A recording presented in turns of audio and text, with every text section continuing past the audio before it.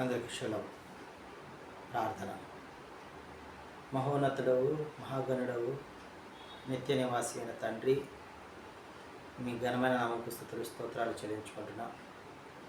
పరిశుద్ధులు పరిశుద్ధులు పరిశుద్ధుడు అని గాన ప్రతిగానములతో, వేలాది దూతలతో అనునిత్యము పరిశుద్ధులు పరిశుద్ధుడు అని గాన ప్రతిగానములతో పౌడబడుచున్న ఎలువైన అవే మీ ఘనమైన నామకు స్తుతులు స్తోత్రాలు చెల్లించుకుంటున్నాం. ఉదయకాల సమయంలో నీ వాక్యంను ధ్యానించి తగు మమ్మల్ని మేము పరిశుద్ధపరచుకోవడానికి, పవిత్రపరచుకోవడానికి తండ్రి మీ కృపను చూపించి ఈ యొక్క జ్ఞానం మాకు బోధిస్తున్న విధానం బట్టి మీకు స్తోత్రాలు చెల్లించుకుంటూ, నేర్చుకున్నటువంటి జ్ఞానం ప్రకారముగా మేము నడిచినట్లు నీవే మమ్మల్ని బలపరిచి స్థిరపరిచి ఆయత్తపరచమని ఈ మా మలలను మా రక్షకుడి వచ్చిన నజరేయుడిని యేసు మెస్సీయ నామమున అడిగి పొందుకుంటున్నాం తండ్రి.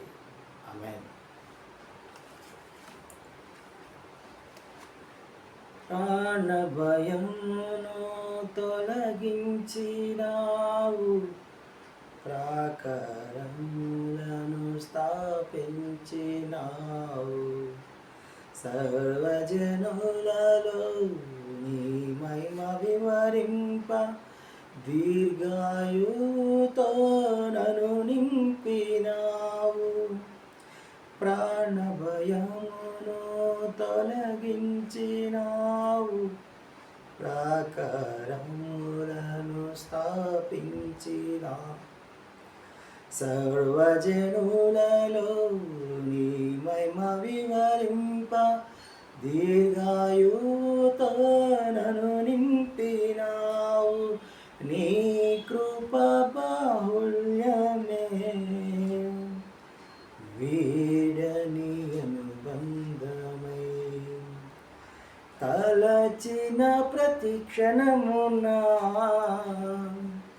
నూతన బలమిచ్చెను. స్తుతి పాడుటకే బ్రతికించిన జీవనదాతవు నీవేనయ్యా.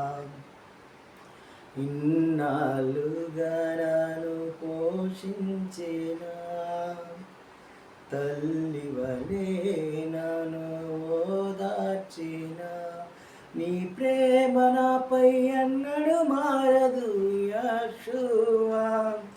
నీ ప్రేమ నాపై అన్నడు మారదు మెస్సయ్యా. జీవిత కాలమంతా ఆధారం నీవేనయ్యా. నా జీవిత కాలమంతా ఆరాధించి ఘనపరతును. లేవియకాండము 5వ అధ్యాయము 1వ వచనం. ఎలోహిం వారు మోషేతో ఇలాగ సెలవిస్తూ ఉన్నారు. కుష్ఠరోగిని, స్రావము గల ప్రతివానిని పాలెములో నుంచి వెలివేయాలని తెలియజేస్తూ ఉన్నాడు. ఎందుకు వెలివేయాలి అంటే, పాలెమును వారు అపవిత్రపరచబడుకున్నట్లు ఇజ్రాయేలీలు వారిని వెలివేయాలని తెలియజేస్తూ ఉన్నాడు. ఎలోహింకు విరోధముగా పాపము చేసిన వారు పాపమును ఒప్పుకొని అపరాధముకు వారుకు మరి ఎంతైతే వెల చెల్లించాలో అంత మరి ఎవరైతే ఆ నష్టము వాటిల్లిందో వారికి 5వ వంతు కలిపి వారికి ఇవ్వాలని హషం వారు తెలియజేస్తూ ఉన్నారు. ఒకవేళ భార్య త్రోవ తప్పితే అంటే వేరొక పురుషుని కూడితే, ఒకవేళ భర్తకు అనుమానం వస్తే భార్యను మరి యాజకుని దగ్గరకు తీసుకొని రావాలి. అలా తీసుకువచ్చినప్పుడు రోషము విషయమైన నైవేద్యాన్ని అర్పించేవారిగా ఉండాలి. ఈ రోషము విషయమైన నైవేద్యం ఏ విధంగా ఉంటుందంటే, మట్టి కుండలో పరిశుద్ధమైన నీరు తీసుకొని అందులో పిడికెడు అంటే మందిరము యొక్క ధూళిని దానిలో వేసి ఎవరైతే భార్య త్రోవ తప్పారో ఆ భార్య చేతిలో ఈ యొక్క మట్టి కుండను మట్టితో కలిపినటువంటి మట్టి కుండను ఆమె చేతిలో ఉంచినప్పుడు యాజకుని చేతిలో చేదు నీళ్లు ఉంచుకొని మరి ఎలోహిం వారికి ప్రార్థన చేసినప్పుడు శాపము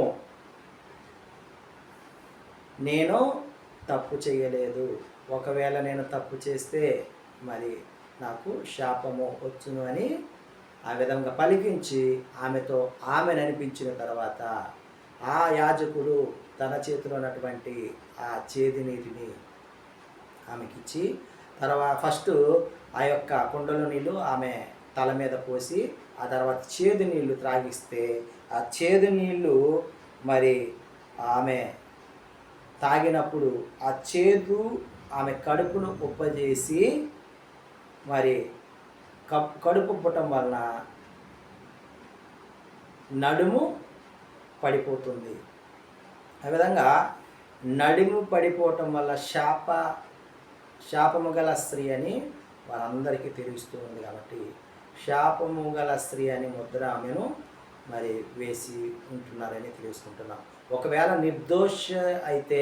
నిర్దోషి అయితే ఆమె గర్భవతిగా అవుతుందని మరి ఈ అధ్యాయంలో ఒక స్త్రీ గురించి ఆమె త్రోవ తప్పి ఉంటే ఒకవేళ భర్తకు రోషము కలిగించేదానిగా ఉంటే ఈ విధమైన మరి రోషము విషయమైన విధి ఈ విధంగా నెరవేర్చాలని మరి యావే వారు మోషేతో ఈ విధంగా తెలియజేసినట్లు మరి ఈనాటి కాలంలో అనేకులు మరి నడుము పడిపోవటం అనేది చూస్తూ ఉన్నాం.